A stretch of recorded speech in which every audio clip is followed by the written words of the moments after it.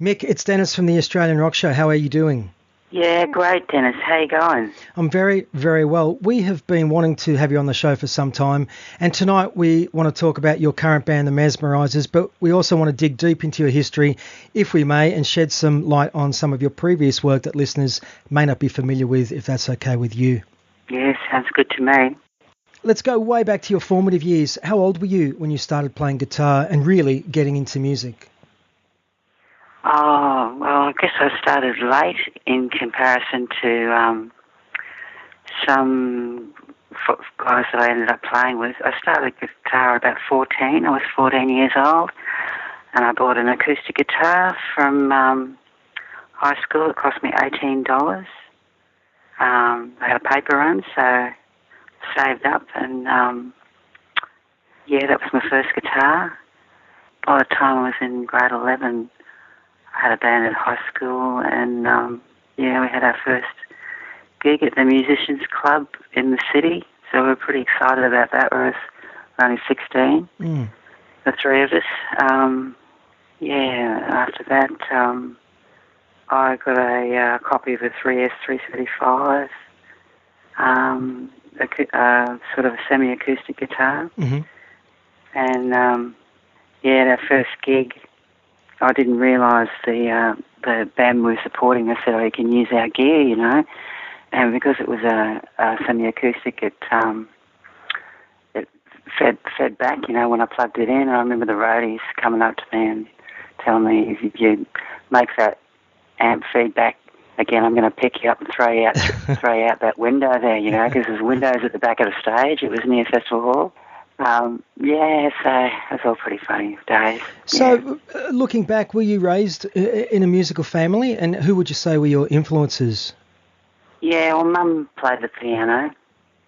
She was probably the most musical one. We had an old pianola that belonged to my grandmother, and Mum used to play that. And my uncle, my mother's brother, he was a big Johnny Cash fan, and so he was exposed to a lot of Johnny Cash quite young in the piece. Mm-hmm. Yeah, Mum and Dad liked a lot of the big swing bands like the Glenn Miller Orchestra and Benny Goodman and all those guys. Frank Sinatra, Dean Martin. Yeah. Okay, so an interesting array of influences. So can you recall what the very first record was you purchased? I think it was Pink Floyd, Dark Side of the Moon. It's almost a bit embarrassing, isn't it? But yeah, I know that one off by heart. I played that to death.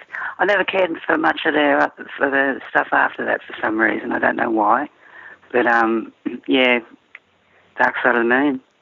You know, Mick, much is made of Queensland as somewhat of a police state in the 1970s under Bjelke Petersen. What was it like growing up in Brisbane in the 70s?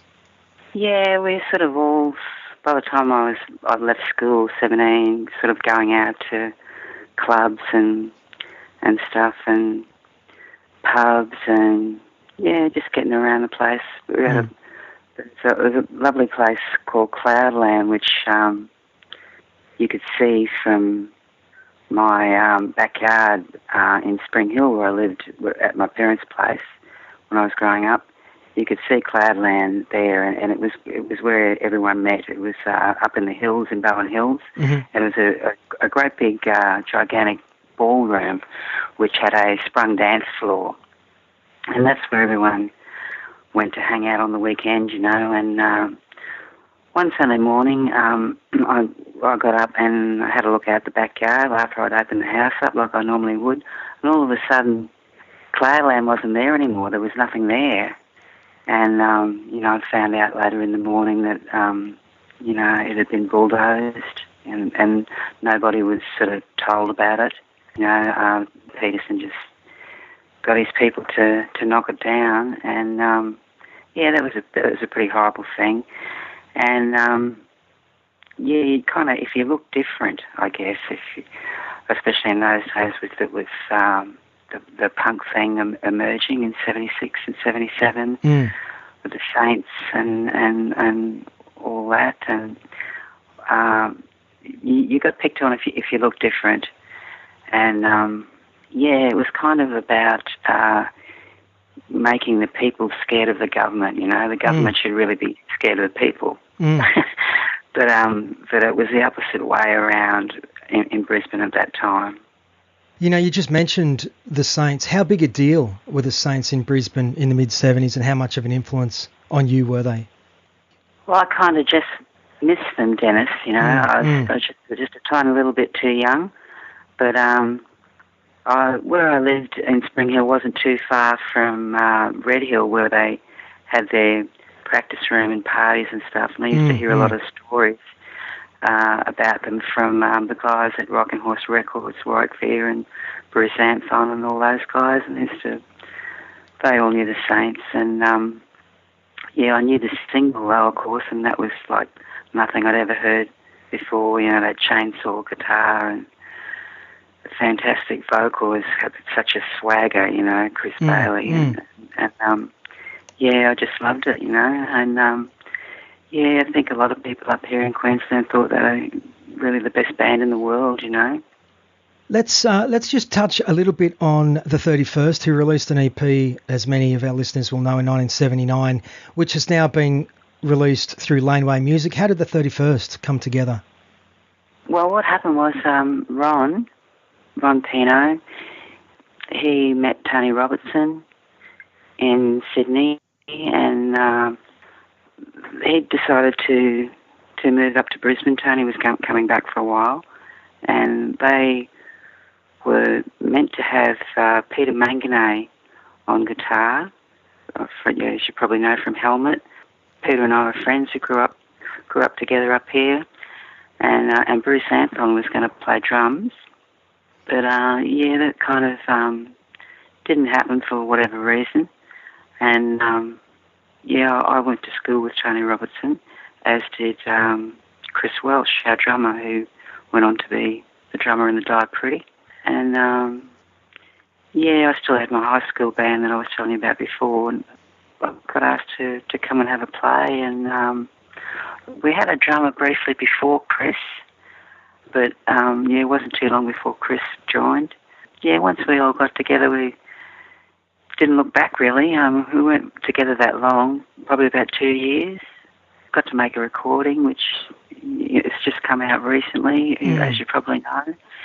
And that was like my first recording session type of thing. And Chris and Tony were already quite accomplished on their instruments.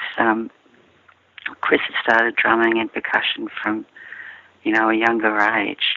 He started about 9 or 10. He was just a dynamite drummer. It was just amazing playing with him, And Tony was a pretty hot bass player too. And I was still finding my feet on the guitar, really, to tell you the truth.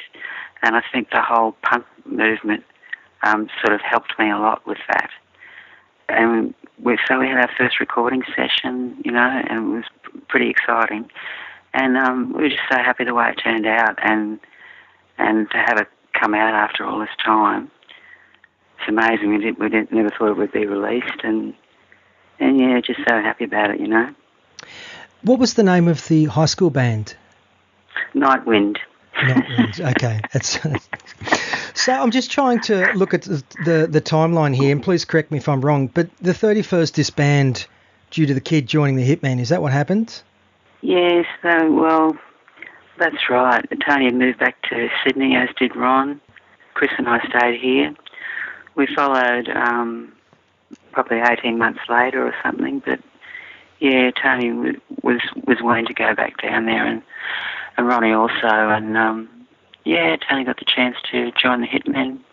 Brad Shepherd had not long joined, and Tony, before long, Tony was in there too, or Gilbert left, and Tony joined the Hitmen. I stayed up here and started the Screaming Tribesmen, and Chris eventually made it to Sydney and ended up being the drummer in the Die Pretty. He did. How did you meet the Shepherd brothers? I think I met them, it was a place called Knights, which was a up in Elizabeth Street up here in Brisbane, up Mm-hmm. just past Skinny's. I think they had shows, you know, all through the early hours of the morning. You know, you'd play 3 sets and finish it, like, you know, 4:30 in the morning or something like that. And I think the Fun Things had played earlier at the Silver Dollar in Fortitude Valley. And we ended up there, yeah. I've always wondered the origin of the band's name, the Screaming Tribesmen. Yeah, it originated from the tribes people in Papua New Guinea screaming to release their inhibitions, like a kind of an exorcism type of thing. Yeah, they were called the Screaming Tribesmen. So let's just say it's 1981 and the first of many classic lineups of the Tribesmen is in place, with Ron Pino having departed to join the end and eventually died pretty, leaving yourself, John Hartley and Murray Shepherd to consolidate. The band released 2 well-received EPs on the EMI Custom label before relocating to Sydney in 1983, following, as we said, Tony Robertson and Brad Shepherd, who had already moved to Sydney. In the early to mid-'80s, Sydney really was where it was at musically, certainly for independent bands, you know, with bands like The Scientists and Hoodoo Gurus having made the move. What was it like moving to Sydney at that time? Did you have high expectations? It was certainly a different place. It was like New York in comparison to Brisbane in those days. You know, in 1983, Brisbane's a lot different now, but yeah, back in that time, Sydney was such a metropolis, you know, and a lot of my friends had moved to Sydney, you know. Some of us are back here now, but when I got down there, I was playing with Michael Charles and Janine Hall and the band called the Wolfgang, and it just seemed like there were bands on every night of the week. You could go out 7 nights a week if you wanted to and see music. It was all over the suburbs, you know. I learnt I learnt where everything was in Sydney, you know, because you'd play north, south, east, or west. It was incredible. It's almost like another country, you know. Late 1983, there was a benefit gig for Johnny Canis, which saw the Tribesmen regroup for those shows. Yet by mid-'84, both Murray and John have returned to Brisbane, and you put together a lineup with Chris Mazurek, who of course produced the first 2 Citadel singles along with Tony Robertson and Mark Kingsmore. What are your memories of this lineup? It was fairly brief, to tell you the truth. I think we played with the Settlement Rifles at Campbelltown RSL Club. That was one of the shows, and I think we might have played at the Piccadilly in King's Cross or Potts Point. Yeah, a great rhythm section, Mark and Tony, of course. Yeah, but it was fairly short-lived. Chris Welsh came and played with us for a little while, and again, that was very brief. We ended up recruiting Bob Wackley and Michael Charles, and that sort of stuck then for a while. We were together for a few years, about just over 3 years. And it took a while to sort of get settled. Mick, as history has shown, a few months later you form a new lineup of the Screaming Tribesmen, what is considered by many to be the classic lineup of the band, with Chris Mazurek, Bob Wackley from Razor and Grooveyard, and Michael Charles from the Lipstick Killers, Show Imposters, as you mentioned, on drums. And this lineup really consolidates its position with the release of the 4-track mini LP, A Date with a Vampire and Citadel, a tune that continues to appeal to fans today with Mazurek's crunching riff and distinct piano intro. Thematically, lyrically, musically, it's all there. How did this tune come together? Well, yeah, we're so happy actually. When we had our first practice, it was just amazing playing with Michael again. You know, and we knew we were kind of onto something then, because, you know, I played with him in Wolfgang and just thought he was such a great drummer, and Bob was pretty damn handy on the bass too, you know, and also a really, really good singer. In fact, to be perfectly honest, Bob probably had the best voice in the band, you know. He had a really, really had a great vocal, you know. And Chris too had a great backing vocal. And, yeah, so it was sort of, Yeah, we felt like we were pretty unstoppable there for a while. We did a lot of touring. We sort of began touring in 1984, and it just seemed to go until 1989. It just sort of kept going, and it was pretty full on all around Australia, everywhere that you could go. The regional stuff as well, like 6 nights a week, 6 or 7 weeks on end, and then you'd have a couple of weeks off and you just start all over again, and just keep going and recording in between. And look, we had a pretty good time together. In the end, Michael kind of had other things he wanted to do. The music was not going exactly how he wanted it to, and he sort of wanted to do other things. And we were just really lucky, actually, to get Warwick Fraser.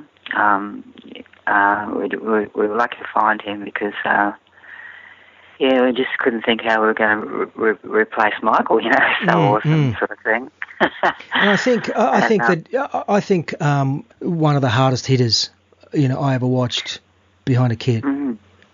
Yeah, I loved playing with Warwick. It was great. So what about the tune Date with a Vampire? How did that one come about? I just kind of had a dream, my parents live in the city, and we played that night, and I just kind of had this dream. The ambulance centre's across the road, and earlier on I'd seen someone in a hood waiting there, and it looked really kind of strange and creepy, and that night I had this dream, and it just stuck in my head for a while, and then we travelled back to Sydney, and I woke up the next morning and just mucking around on the guitar and just found this good riff, and it just all sort of went from there, Once you've got an idea, you can do all the rest, Let's move on a little bit. 86 and 87, Mick, were very strong years for the band, with the release of the Top of the Town EP and then the Bones and Flowers LP, which was licensed into the US on Ryko Records. Was there other label interest internationally at that time? Yeah, we kind of couldn't get arrested, really. What Goes On was the label that released Date with a Vampire first off in the UK, and that sort of created something in college radio as well in the USA. Date with a Vampire, but we were kind of sort of an unusual band. We were kind of in the middle, we weren't quite sort of hard Detroit Radio Birdman Stooges kind of rock. But I don't know, we weren't the Birds either. So it was kind of something a bit different, and we were just lucky with Ryko.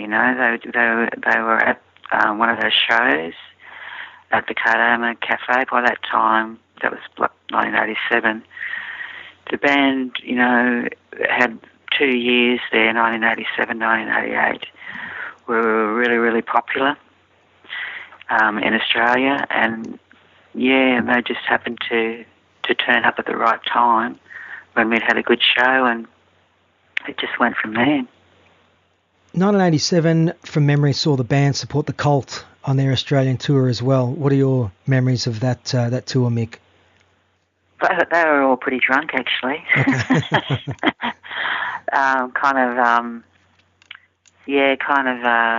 Trashing the place. Not the shows where we played at with them, though. I think we played at Selena's in Sydney with them. Yep. And at the Theberton Theatre in Adelaide. And I think up at Newcastle. It was a great opportunity for us, so we were pretty happy. But, I think they were used to playing, much bigger places, and they'd come out to Australia, when playing little pubs kind of thing at midnight when everyone's drunk, Doing the beer bongs. So, I think they've been touring for a long time, perhaps. Were there I still like them. I like the Cult. were there other international supports I've forgotten that the band did? Yeah, played with the Dam. Okay. So you cut out there. You were talking about some of the other supports besides the Cult, and you mentioned a tour with the Church across Australia. Yeah, I think that really helped us in a big way. We sort of turned a corner there, and seemed to their audience seemed to turn on to us. Okay. And it really helped us a lot. I thought, yeah, that was some of the most enjoyable times in the group too. Yeah, they were a good band to tour with. We had a good time on that, and yeah, I think it really helped us a lot, that particular tour.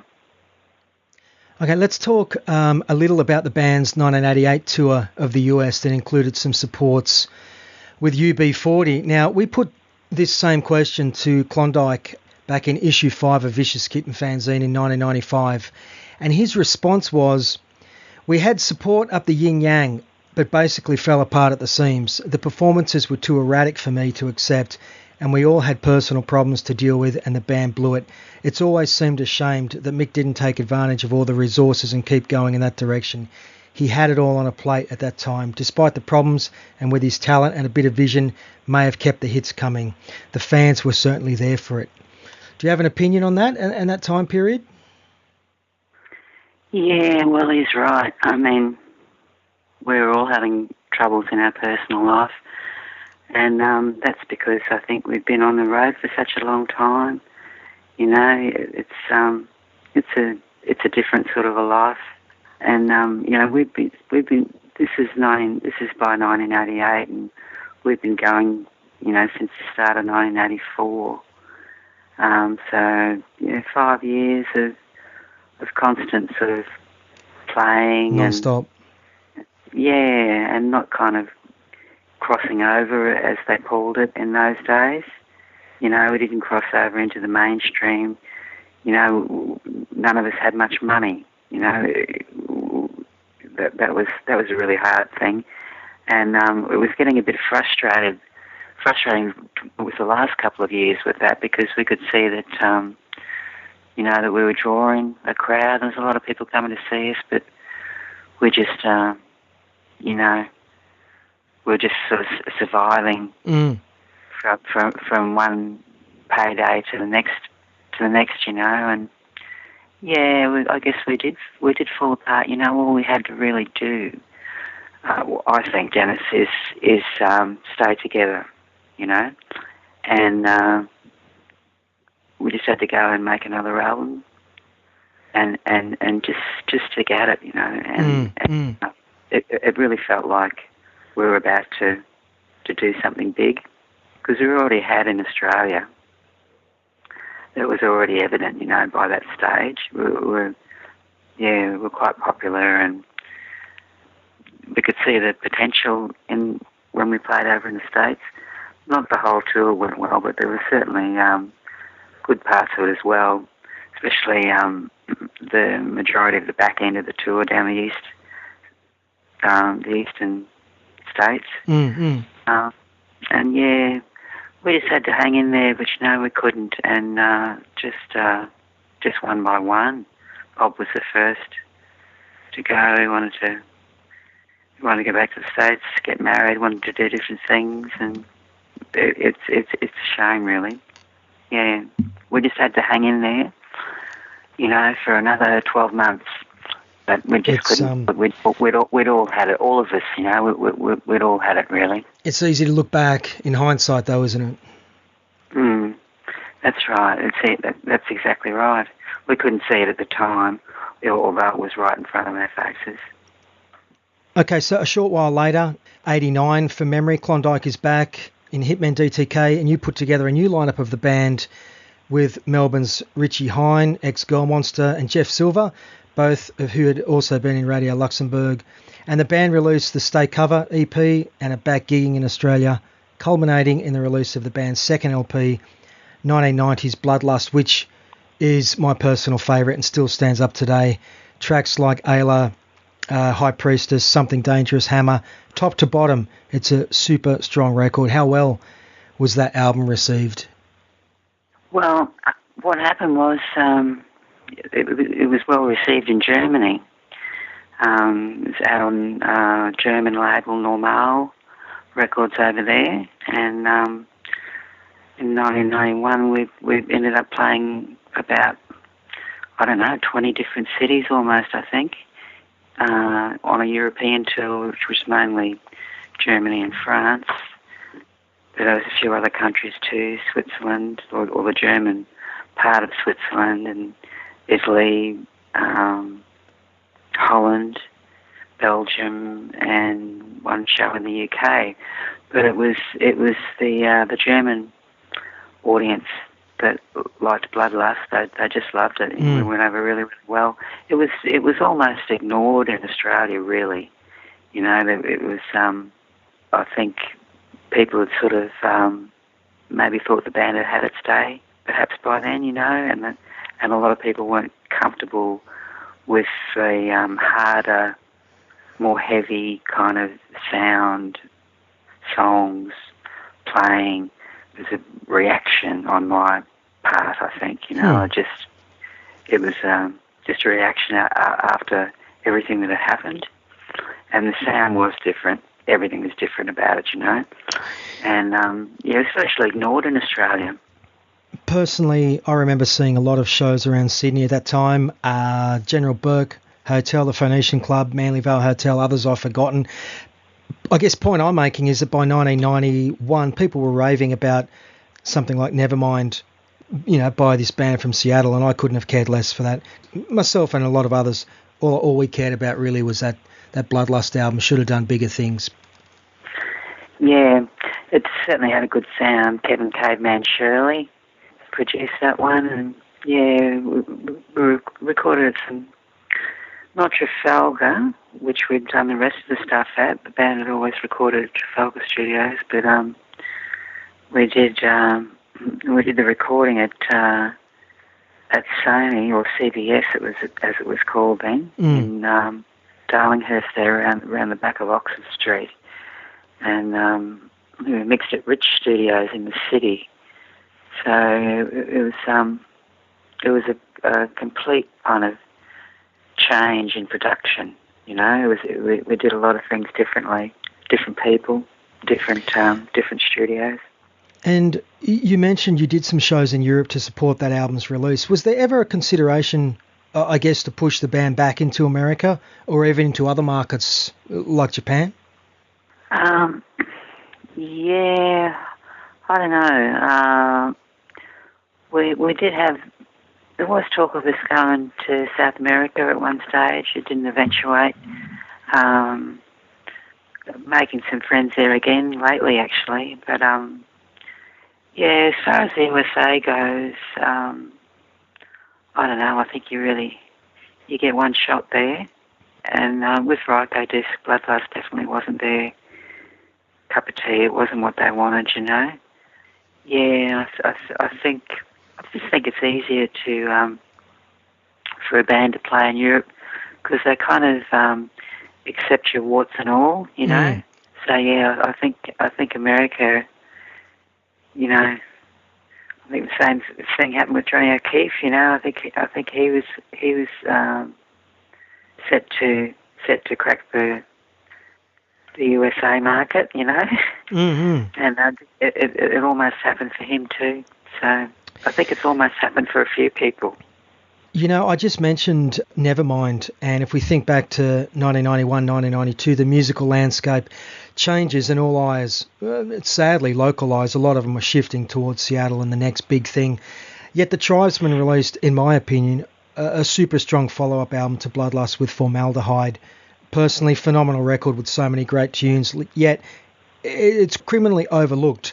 Nowadays, people see you perform live and they dig tunes like Vampire and Ice, no doubt, and that's fine, I get that, but I've got to tell you that people still need to hear, you know, tunes off Formaldehyde like I Can Fly, Painted Memory, Day We Said Goodbye. In my opinion, Mick, these are just as good as those other tracks I just mentioned. Oh, thanks. Well, it's nice to hear someone say that. Yeah, that's right. It just ignored in Australia. Again, we went off to Europe again in support of that album, Formaldehyde. We did a label tour with Scream Feeder and a band from Western Australia called Shvelve. And the tour was mostly in France, some German and Spanish dates, and some dates in French Switzerland. Okay. But, and it was about this time, with Formaldehyde, we kind of lost our German connection a bit, It wasn't what they were after. And we're being ignored in Australia by this time. And I guess by the end of that tour in 1983, although we did kick on for about another 18 months, sort of the writing was on the wall then, actually. And to say the truth too, when the band first toured Europe in 1991, we couldn't play the big place in Amsterdam, the good place in Amsterdam. We had to play the shit place in Amsterdam, And the reason for that was, why didn't you come when you were popular? Wow. Yeah. Why didn't you come when you were popular?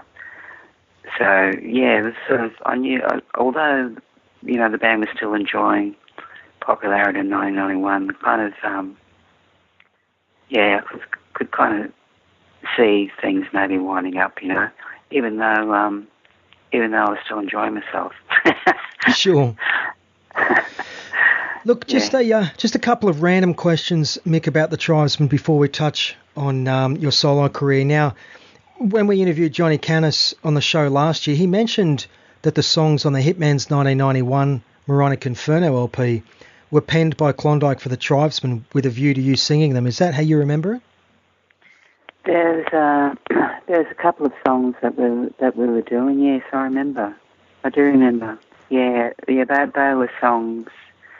We'll put it this way: that there's a few songs on that album, and some songs that were on Bloodlust that Chris wrote. You put those songs together, that's what should have been a second full-length album for, the classic Tribesmen lineup that people knew, that people were familiar with, that had seen, Bob and Chris and Warwick, I mean, Michael was a big part of it too, but yeah, that's what Chris and Bob and Warwick and myself, that's what we should have probably been doing, in hindsight. But I think that's a pretty true thing what Johnny said there, yeah. I just want to make a comment about the various lineups of the Tribesmen, Mick, if I may. The first lineup with yourself, Murray and John, the Brisbane lineup, early 80s, then the lineup with Klondike, Bob Wackley and Michael Charles, then Warwick Fraser.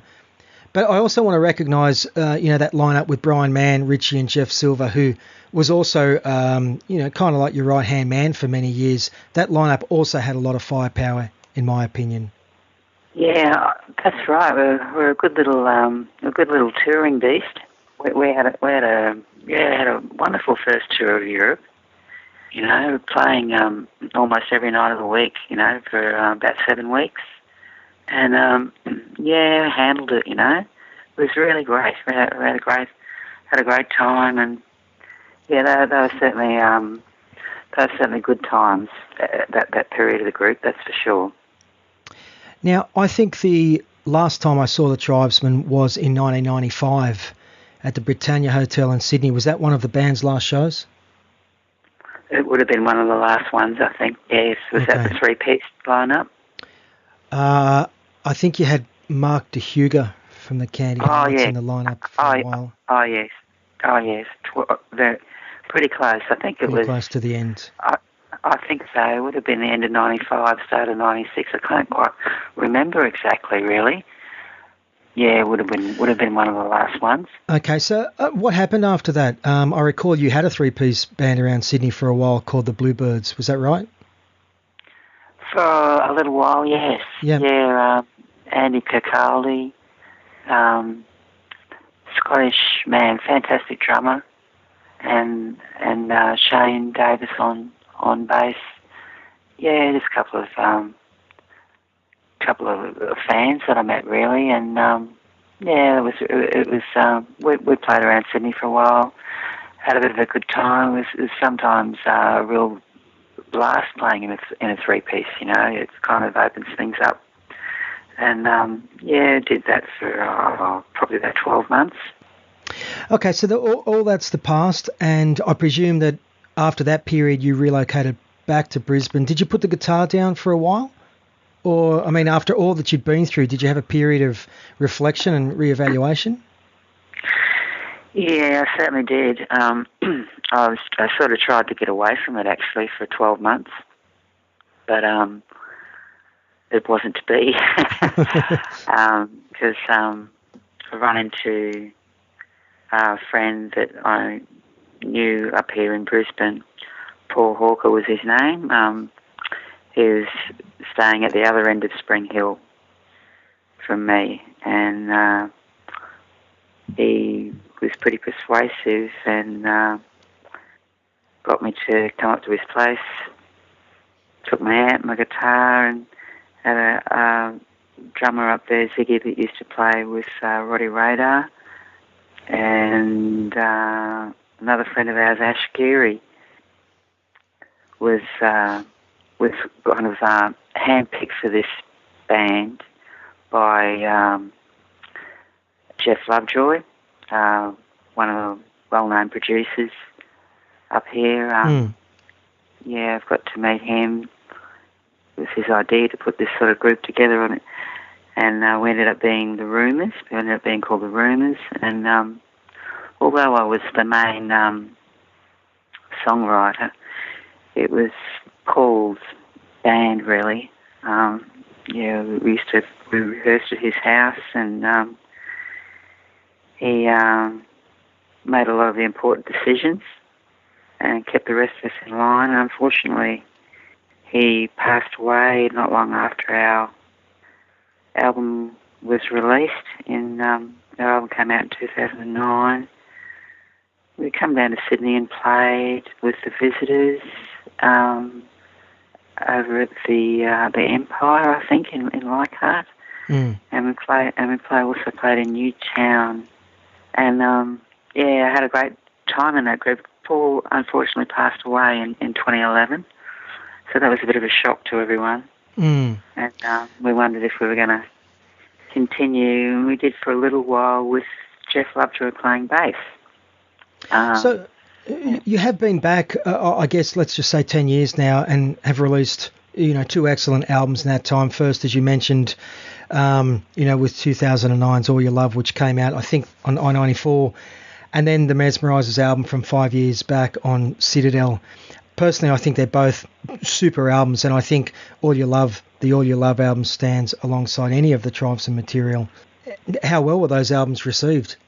All Your Love got some great reviews, actually. The record company, Craig Barman, on 94 Bar, seems to be a pretty well-connected guy. I like Craig a lot. We've become good friends, actually. He's a good guy. We've got a lot of reviews from all around the world, very positive reviews. I was stoked, actually. It really did our confidence a lot of good reviews in the USA and Europe, and good reviews here at home. Didn't really translate into bigger crowds, really, although I guess that album sold all right by today's standards. Every time I put out a record, the whole game's changed now. That's right. Yeah. So the Mesmerisers album in particular included some country and or blues influenced material. Are they genres that always had an influence on you musically? I think you mentioned Johnny Cash early on via your parents. Yeah, absolutely. I do like a lot of country music, and look, to tell you the truth, I thought a lot of my own fans personally were kind of maybe a bit put off by the Rumours album, you know. It was a bit heavy for them. It was a bit heavy going, and I think they were wanting to see something a bit lighter with more melody and pop, power pop, or just something not too heavy-handed, you know. And the Rumours, we were having a hard time trying to get into the studio for a follow-up, and things, you know, things sort of weren't going that well for us in the end, even though we had some good years. We were together for a long time, for over a decade. But, yeah, it was finding it difficult to get into the studio and get a second Rumours album going, even though I had the songs for it. So I thought, well, I'm just going to make my own album. I certainly wasn't going to be able to play that, you know, country and western music in the Rumours kind of thing, or, you know, that just, you know, it wouldn't have been the style of the band. And so I thought, well, I'll just make an album of my own. I'll just do a solo album, I suppose, for want of a better word. But it didn't sort of end up turning out like that. I started recording with Brian again, and we sort of got talking and got playing together, and then we recruited Leah Dent, who I had met through the Lovejoys. I met through Jeff Lovejoy and Kylie Lovejoy. Leah Dent, she played in a lot of funk bands up here, but I'd seen her play in a few different groups, and why don't you come down and have a play on my stuff, you know? And she just did such a good job. I couldn't believe it. I didn't actually realise how good she was until until we played together. And so before you know it, I had a band. Brian played the bass on the album and the keyboards, and I played all the guitars. But so that we could play live, though, we had to get a bass player, you know, and do the two guitar thing. And so, yeah, that's what we did. And I believe that the Mesmerizers have almost completed a new album, which will be released early in the new year, and you'll be doing some gigs in support of that album as well, correct? That's right. It's been a long time in the making, actually. Leah sort of not long after the album got released, she sort of gave us warning that she was going to leave at the end of 2014 because she was working for the RSPCA and studying, and she was already in 3 bands, and she wanted to keep her funk band. So yeah, we ended up with Michael, and Melissa wanted to do other stuff too, so we ended up with Lois. So I got Lois Andrews playing bass and Michael Charles on drums now, and of course Brian Mann on guitar. And we were kind of set. After a few months, we kind of settled, and we've stayed together ever since. It's a bit of a drive for Mike. He drives up from Tweed Heads to Brisbane. Mm-hmm. At least where we rehearse is on the south side. But yeah, it's almost an hour's drive for him. But we wondered how we were going to go with that. But he's just such a fantastic drummer, you know. We just thought, let's try and do it, and it's ended up working, you know. And yeah, just probably the happiest I've ever been in any band at the moment. You know, it's taken my whole life to get to this stage where I'm doing the sort of music that I want to do, and also that my fans kind of appreciate too, and great band, and get along with everybody. And I don't know, we'll see what happens once we have a world tour. Well, it sounds like, definitely the next 6 to 12 months, there's some exciting times, ahead. Yeah, well, that's right. There's a few people interested in this record. It's going to be a bit anticipated, I think, because it's been a while now. The first debut Mesmerizers album came out at the end of 2013. So, it's taken a while, not because of lack of songs or anything, and not because we've been labouring over it, just because we want to do things right. We've kind of redone a few songs, Michael's rather a perfectionist, and so we've redone about 3 or 4 songs, and we're thinking, gee, it's taken us this long, we may as well make sure it's perfect. We're nearly finished. It sounds great. Can't wait to hear some of that material, mate. Before you go, I just remembered we spoke around 2010-11, and from memory, I think the Tribesmen reformed and did some Australian shows and then some dates in Europe in 2012, including, was it the Esquina Festival in Spain alongside Ozzy Osbourne, Blue Oyster Cult, and Lynyrd Skynyrd. Do you remember that tour and that show? Yeah, I sure do. We went down the night before to see Blue Oyster Cult. And it was fantastic. Oh, my God. And before you know it, 6 months later, they're out here in Australia, and I've seen them for the second time with the ticket. I waited my whole life to see them, and I'll tell you what, I mean, they didn't disappoint me either, I mean, I know it's only Eric and Buck still in the band, but they're still fantastic. They're so good, And, God, just playing at something like that. I remember when we were playing, they do it for all the bands over there. When someone takes a lead solo, at the end of the lead solo, the whole audience bursts into applause, Wow. after the guitar break, things like that. Wow. Yeah, I love Spain. I thought it was one of the most wonderful places, really. It's really good. And we ducked next door and did a couple of little club dates in France, and we did one big open-air concert in France for French Music Day in Bordeaux. And, it was great getting the lineup back together,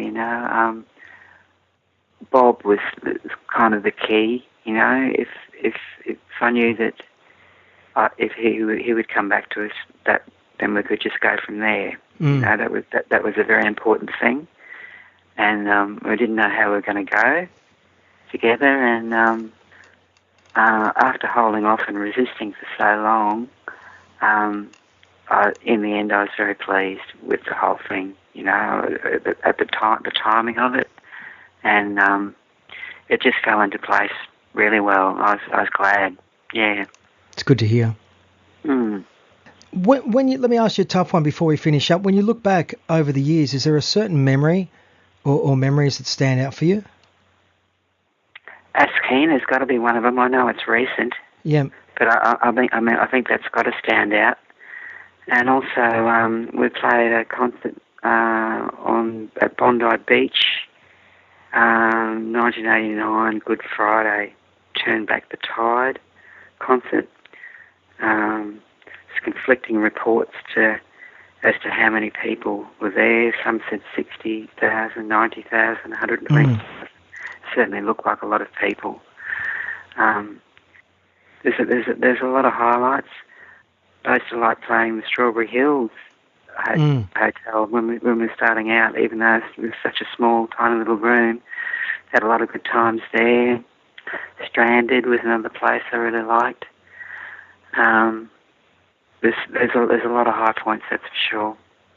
Is there anything you would have done differently? Gee, it's hard to say.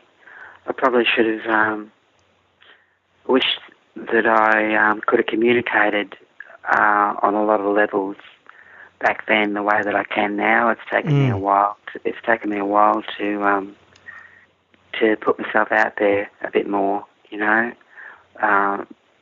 and show myself and what I think and stuff. That's probably about. Yeah, I wish I could communicate. I wish I'd communicated then as well as I can now with people, and just in general, even on stage as well. I feel easier. It's taken me a long while to taken a long while for some things to fall into place for me. We should probably finish up. It's been really great chatting with you tonight. I just know that a lot of our listeners and long-time fans of the Tribesmen will have gotten something out of this interview. You've produced some truly great music over the years, something which continues to this day, gives so many of us so much enjoyment. So thank you again for coming on the show. Yeah, thank you so much, Dennis. I appreciate it. It's been great. Thank you. Before you go, every guest gets to choose a song by an Australian band, something which is special to them. Can be one of yours if you like. What would you like to choose and why? Well, Dennis, I've chosen a Radio Birdman song, and it's the first track on Living Eyes, More Fun. I've chosen it for a lot of reasons, really. I think because it's an anthemic song. Dennis, he's got a few of these, a few songs that are real anthems. The Hitmen had them too, and the Dictators, and they're the most difficult songs to write, More Fun's very upbeat, positive, fast rock and roll. I mean, any songwriter worth their salt can write, a country and western song, once a month every year, or any songwriter worth their salt can write a blues song or a country blues song, you write a few of those a year, It's something like that, it's something that doesn't happen often enough, And so, I picked that one. And also because my mate Chris Mazurk's on it too, so I'm a bit biased. Wonderful choice. Wonderful choice. Let's close out with some Radio Birdman. Mick, thank you once again. Thanks heaps, Dennis. Good on you.